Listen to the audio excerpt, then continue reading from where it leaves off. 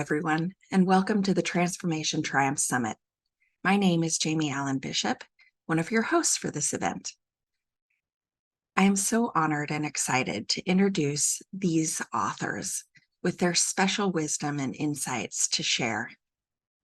I imagine that you're here because one of the topics appealed to you, or perhaps you're on a transformation journey of your own. I welcome you to enjoy, listen, observe, and take away some of the insights that these authors are sharing so that you can streamline your transformation triumphs. And now, here's more about each of our authors. Thank you. Okay, so today we are paying tribute to our speaker, 44-year-old Jaclyn Kane, who died in August of this year, just before finishing the retreat. She is an author for our book, Transformation Triumphs. She is going to be in the book, so her final words that she wrote are going to be in there, and that is how we're going to pay tribute to her as a speaker today, is by reading her chapter to you. So bear with me if I cry. She's been a dear supporter of ours for the last 2.5, 3 years, and just what a shock. So deep breaths, Jamie. Okay. Jaclyn Kane, a master certified health coach and certified trauma-informed coach, dedicated her life to dispelling the stigma surrounding trauma as a mental disorder, recognizing its profound impact on recovery. A survivor of child abuse, 9/11, domestic abuse, and breast cancer, Jaclyn connected deeply from the Dr. Sears Wellness Institute. Hailing from, I skipped a line. My apologies. Jaclyn connected deeply with fellow survivors, fostering empathy and healing. In 2021, she earned her diploma from the Dr. Sears Wellness Institute. That makes a lot more sense, right? Hailing from central New Jersey, near the Jersey Shore, she settled in South Florida alongside her loyal companion, Cooper, her puppy dog. Jaclyn's earthly journey ended in August 2023, but she continues to shine on through her legacy. We will drop her obituary in the chat as soon as I'm done reading her chapter. Her chapter does not have a title. We're contemplating giving it the title of A Tribute to Jaclyn Kane. If any of you in attendance today have a better idea, please share it in the chat, because we are open to sharing that with the publisher. All right. So many people ask me why health and wellness has become such an important part of my life. Well, if you have a little time, I'll tell you my story. I'm a Jersey girl through and through. I grew up in central New Jersey by the Jersey Shore. I went to schools in the Middletown, New Jersey school district and graduated from Middletown South. The plan was to go to community college. However, I soon realized it wasn't for me. I wanted to be making money. I had been working since I was about 14, but my first real full-time job was in Belmar at the ticket broker's office. We sold tickets for Broadway shows, concerts, and all sorts of events. It was a small office, and I made wonderful friends I still keep in touch with to this day. Though I worked there for a while and made pretty good money, I knew this wasn't a lifelong career. I would have to look to New York City for something, but I wasn't sure what that was. At the time, there were still industries where you could work your way up the ladder, even without a college degree. A headhunter set me up with several interviews at brokerage houses, most of which didn't even exist anymore. Most of which don't even exist anymore. After several weeks of going into the city to interview, in the summer of 2000, I landed a position at Aon Financial Services Group, located at the #2 World Trade Center. I wanted to shout, "Look at me, I'm 20 years old and I work at that building on the 100th floor." At Aon, I made decent money, but even better, I made some best friends, the closest whom was Michelle Reed. Michelle and I always had a blast. We were inseparable at work and even signed up for a gym membership at Lucille Roberts, where we took cardio kickboxing every day during lunch. In our free time, we did a couple of things with our boyfriends. We really built a beautiful relationship. Even my commute to Manhattan turned out to be fun.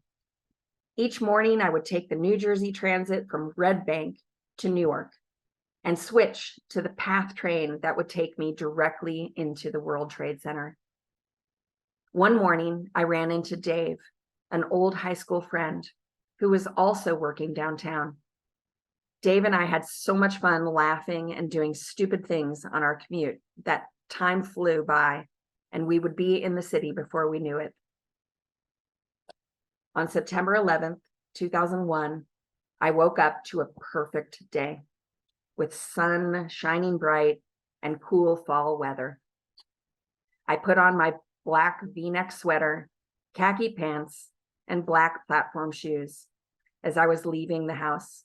My mom said something she had never said before. "You look really nice today." Little did I know it was an outfit I would remember forever. Dave and I met on the PATH train to our daily commute. As usual, we were laughing and not paying much attention. But at some point, we started to notice that a lot of people were exiting the train at stops in Jersey City. This was odd, as the World Trade Center was the last stop and everyone got off there like a herd of cattle.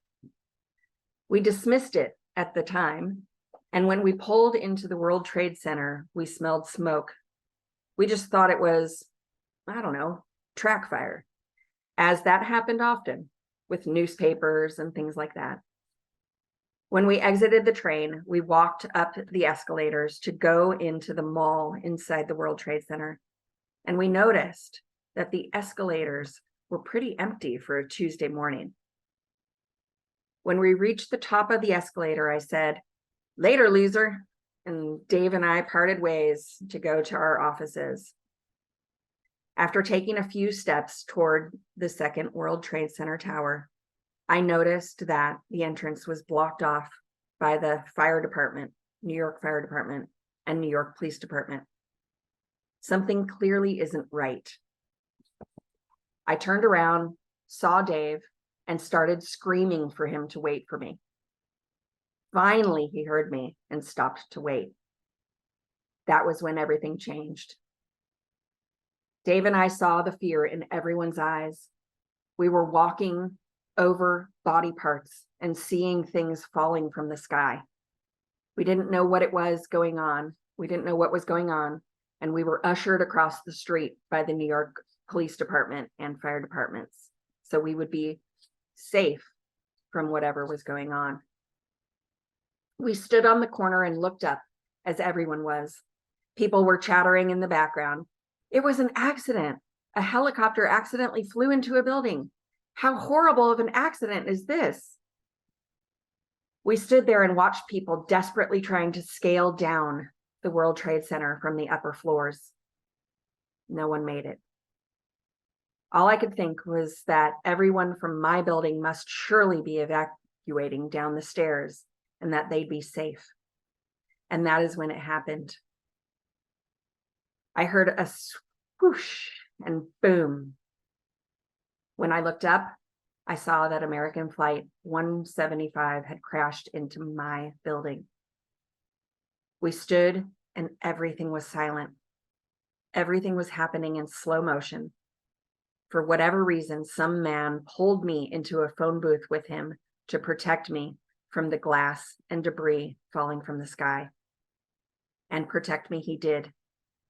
Right there, I was standing. Right where I was standing, part of the plane's wing landed, and it could have cut off my legs or worse. Chaos ensued, and Dave and I got split up in the crowds, running for their lives. The thoughts in my head were so elementary. Must run, must go, must get far. This building is going to collapse. I don't want to be here. I ran in those high platform shoes to the Blarney Stone on a bar on 34th Street in about 45 minutes. Crazy what adrenaline will do to you. I walked in and found that an area of the bar was packed. Ordered a shot of Jameson and proceeded to watch my building collapse on TV. Now, all I could think about was Michelle. Had she made it out? Where was she? Why wasn't she answering her cell phone? Why was it going to voicemail? New York City went on lockdown with all forms of transportation into and out of the city at a standstill. The tunnels were closed, but I had made some friends that day, and we stuck together. I called my mom several times during the day for updates, and about 4 o'clock, she finally said that the ferries were running and to get over to the east side and catch one. My feet were raw and blistered, but I was determined to get out. Once over there, I caught one of the last ferries leaving. I finally made it home and had an emotional reunion with my family, but still nothing about Michelle. A few days went by, and my department had a conference call where they would say people's names to see if they were okay. To hear the dead air when many names were called was heartbreaking. Michelle was one of those names. Determined to find out something about her, my boyfriend and I started going to the Red Cross tents in the city almost every day. I can still smell the smells of toxins burning out of the World Trade Center site. It was a smell I will never forget. After several weeks, we gave up and hoped that some DNA would match hers and we could have some closure. But Michelle was never found. My company lost 178 people that day. Most were never recovered. I pray for them all the time. Life eventually went on, but it was different now. I suffered from extreme anxiety and PTSD, and still do. The nightmares and flashbacks were part of a daily life experience, but I trudged through the days, the minutes, and sometimes even seconds. This became my new normal, and though they don't come as often anymore, I still live with these scars daily. But I survived, right? Not so fast. Flash forward to March 2017. I was now living in Bergen County, New Jersey, with a few girls. One morning, I was in the shower and felt a lump in my breast. It felt really big, but I thought nothing about it. A couple days later, I felt it again, and I had my roommate feel it. She felt it too, and that's when I became alarmed. I called my mom, who said it was probably a cyst. Breast cancer doesn't run in our family. But that Monday, I made an appointment with my doctor, who told me to go in, have a mammogram to get it checked out. She seemed concerned, so I went directly to the breast cancer of Holy Name Hospital and waited until they could get me in. Several hours later, I finally was called back. After the test nurse came in and said to the doctor needed to speak to me. That's never a good sign. And I was all by myself looking up at those stupid clouds they have on the ceiling. How is that calming? Anyway, he came in and said that it looked suspicious and he wanted to order a biopsy. That week went so fast. And on March 17th, I got the call to come to the hospital and was told that I had an aggressive breast cancer. I needed to see an oncologist ASAP.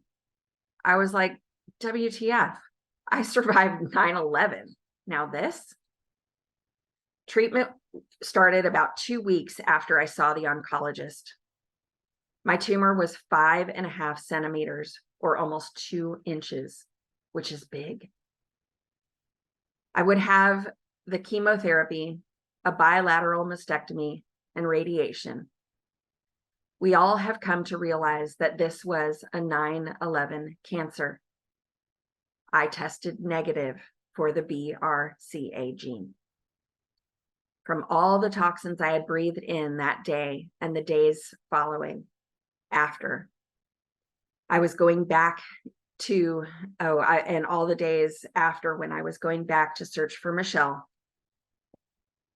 They didn't get me in 2001, but it sure came to bite me in the ass several years later. During chemo, they were giving me steroids to keep my weight up, and it sure did, to the tune of 50 pounds. I'm not a big person, so this was a lot on my frame. When I was finally cleared to start exercising again, I started to look into science-based diets that would help me lose weight and hopefully keep the cancer from coming back. I basically started to coach myself, writing affirmations, hiring a personal trainer, and staying motivated. The pounds came off pretty quickly and stayed off. I was probably in the best shape of my life. Since I had done this to myself, I started to look into a career in health coaching. If I could do it, certainly others could do it with motivation and accountability. I started my education at Dr. Sears Wellness Institute in 2001 and became a certified coach. After that, I decided to take the Master Certified Health Coach course and am now sitting for the National Board of Health and Wellness Coaches this year. Given my history of trauma, in addition to 9/11 and breast cancer, I also survived child abuse and domestic violence. I felt called to practice trauma-informed coaching arena. My goal is to help people cope with their trauma using techniques to guide them to live their best lives in the present day. Trauma is not the disorder, but an adaptation, and we can live full lives every day, thriving one day at a time.